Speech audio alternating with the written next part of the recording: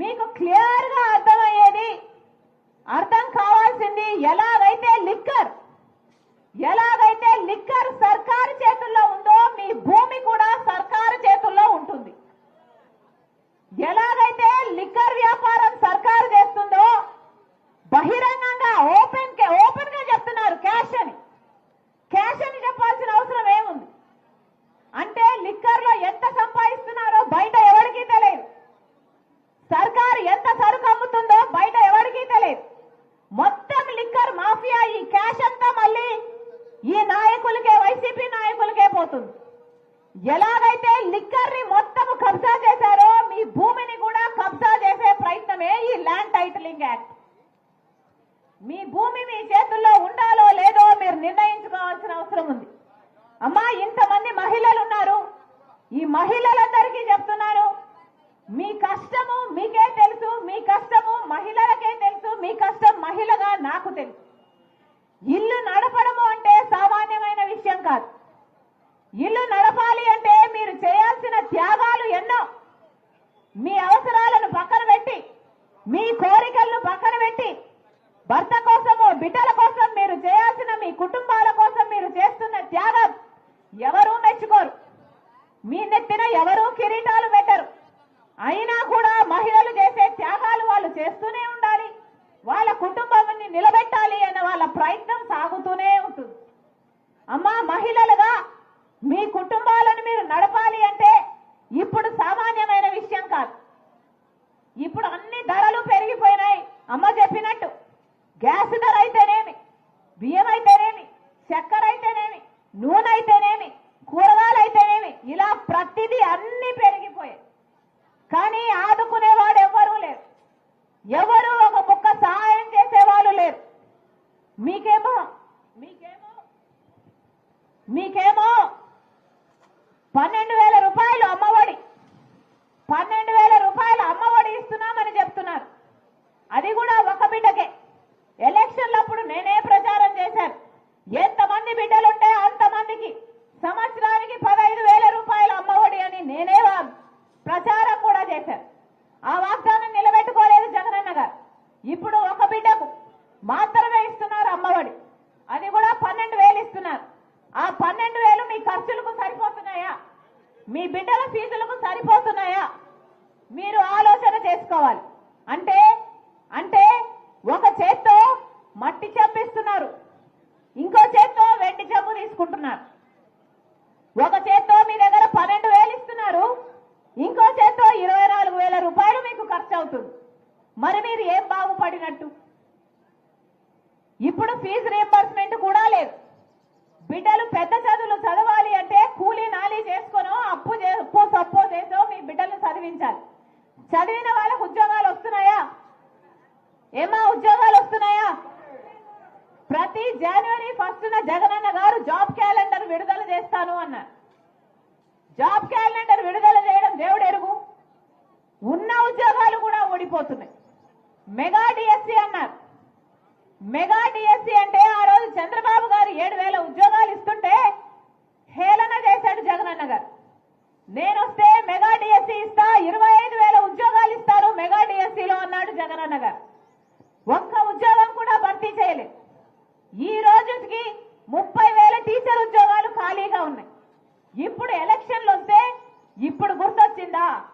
ఇది mega DSC ఇవ్వాల్సిన వీళ్ళు ఇప్పుడు ఒక దగా డిఎస్సి ఇచ్చారు. ఇప్పుడు కేవలం 6,000 ఉద్యోగాలు భర్తీ చేస్తారట. మరి ఇది ఎలక్షన్ల స్టంట్ కాకపోతే మరి ఏమిటి? మీ ఓట్ల కోసం కాకపోతే, మిమ్మల్ని మోసం చేయడం కాకపోతే ఇది ఏమిటో మీరు ఆలోచన చేసుకోవాలి. ఒక పక్కేమో ఖర్చులు ఎక్కువైపోయాయి, ఒక పక్కేమో బిడ్డలకు ఉద్యోగాలు లేవు. పోనీ ప్రైవేట్ గా చేసుకుందాము అంటే పరిశ్రమలు లేవు. మనకు స్పెషల్ స్టేటస్ రాలేదు కాబట్టి పెద్ద పరిశ్రమలు రావు.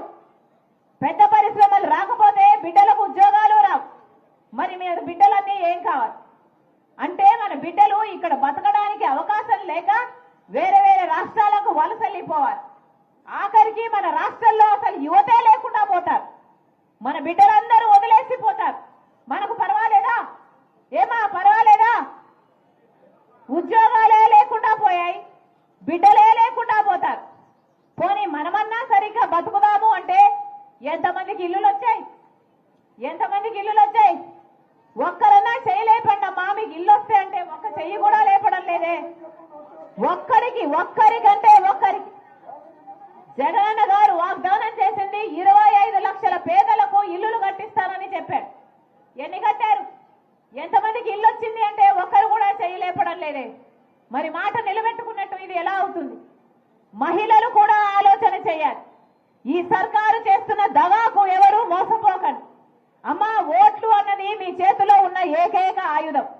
ఓటు అన్నది మీ జీవితాలను మార్చే ఆయుధం. 5 సంవత్సరాలకు ఒక్కసారి మాత్రమే ఈ ఆయుధం మీ చేతుల్లోకి వస్తుంది. ఆలోచన చేసి ఓటు వేయండి. మీ జీవితాలు ఎలా మారుతాయి, మీ బిడ్డల భవిష్యత్తు ఎవరి చేతుల్లో ఉంటే బాగుపడతాయి అని ఆలోచన చేసి ఓటు వేయండి. ఇలా లిక్కర్ మాఫియా, చుట్టుపక్కల ఉన్న శాండ్ మాఫియా, మైనింగ్ మాఫియా, ఇలా మీ భూమిని కూడా కబ్జా చేసే ఈ చెత్త ఆలోచనలు ఉన్న ప్రభుత్వం పోతేనే మన బిడ్డలు, మీరు, మీ భవిష్యత్తు బాగుంటుంది. మళ్ళీ చెప్తున్నాం తల్లి, ఇది ఓట్ల సమయం.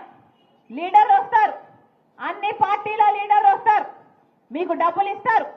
మాకు ఓట్లేయండి ఓట్లేయండి అని అడుగుతారు. ఏమా ఇస్తారా? ఎవరు డబ్బులు ఇచ్చినా తీసుకోండి.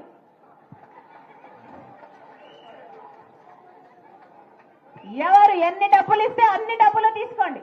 మీ డబ్బులే మీ చేతుల్లో పెడుతున్నారు, తీసుకోండి. ఇదిగో చుట్టుపక్కల శాండ్ మాఫియా చేస్తున్నారే, ఈ శాండ్ మాఫియాతో సంపాదించిన డబ్బులే, మీ డబ్బులే. లిక్కర్ మాఫియా చేస్తున్నారే, మీ మొగుళ్ళ దగ్గర తీసేసుకున్న డబ్బులు, అయ్యే డబ్బులు మళ్ళీ మీకు ఇస్తారు, తీసుకోండి, మీ డబ్బులే. ఇంకా ఇమ్మని అడిగి వసూలు చేసుకోండి. ఎవరు ఎన్ని డబ్బులు ఇచ్చినా తీసుకోండి.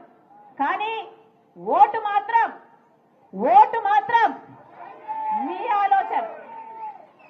ఆలోచన అయి ఉండాలి. మీరు మనసు పెట్టి, మీరు మైండ్ పెట్టి ఆలోచన చేయండి. ఎవరైతే మనకు ప్రత్యేక హోదా వస్తుంది, ఇట్లా జగనన్న గారైనా టీడీపీ అయినా, వీళ్ళిద్దరూ బీజేపీ పార్టీకి అమ్ముడుపోయారు. మొదటి 5 సంవత్సరాలు చంద్రబాబు గారికి అవకాశం ఇచ్చి చూశాం. ఇప్పుడు 5 సంవత్సరాలు జగనన్న గారికి అవకాశం ఇచ్చి చూశాం. ఒక్కసారైనా మనకు ప్రత్యేక హోదా కావాలి అని నిజమైన పోరాటాలు ఎవరైనా చేశారా? ఎవరైనా ప్రత్యేక హోదా కావాలనో, మనకు పోలవరం కావాలనో, మనకు రాజధాని కావాలి అనో ఒక్కరంటే ఒక్కరు కూడా నిజమైన పోరాటం చేసింది లేదు. మళ్ళీ దగా పడకండి. ఒక్క కాంగ్రెస్ పార్టీ ఒక్కటే. రాహుల్ గాంధీ గారు చెప్పిన అంశం, నేను ప్రధానమంత్రి అయిన మొట్టమొదటి రోజునే మొట్టమొదటి ఫైలు మీద సంతకం పెట్టబోయేది ఆంధ్రప్రదేశ్ రాష్ట్రానికి ప్రత్యేక హోదా మీద అని చెప్పాడు రాహుల్ గాంధీ గారు. రాహుల్ గాంధీ గారు ప్రత్యేక హోదా కోసం మొట్టమొదటి సంతకం పెడతాను అంటే, మొట్టమొదటి ఫైల్ మీద పెడతాను అంటే ఆంధ్రప్రదేశ్ గురించి ఆ మనిషికి భారం లేకుండానే అంత మాట ఇస్తాడా?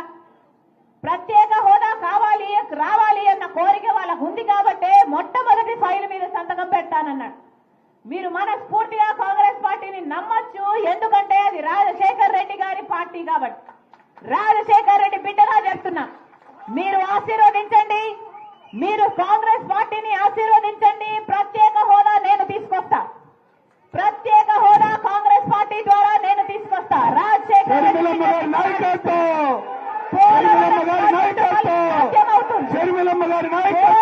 ప్రాజెక్టు మళ్ళీ సాధ్యం చేసుకోవాలి.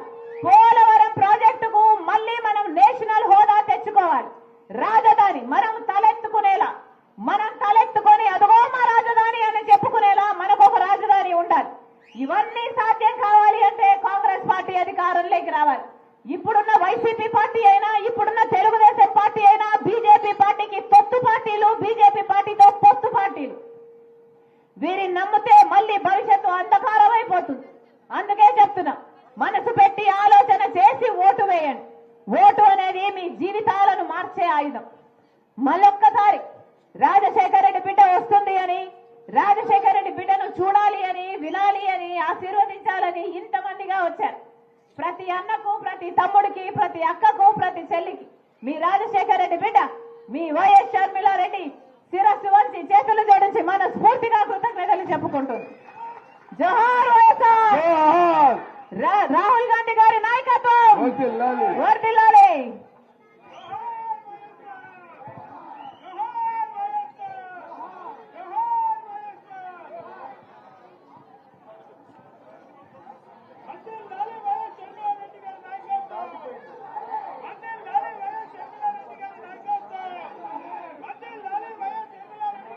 హలో హలో హలో ఇప్పుడు ఈ సభను దిగ్విజయం చేసినందుకు ప్రజలందరికీ ధన్యవాదాలు తెలుపుకుంటూ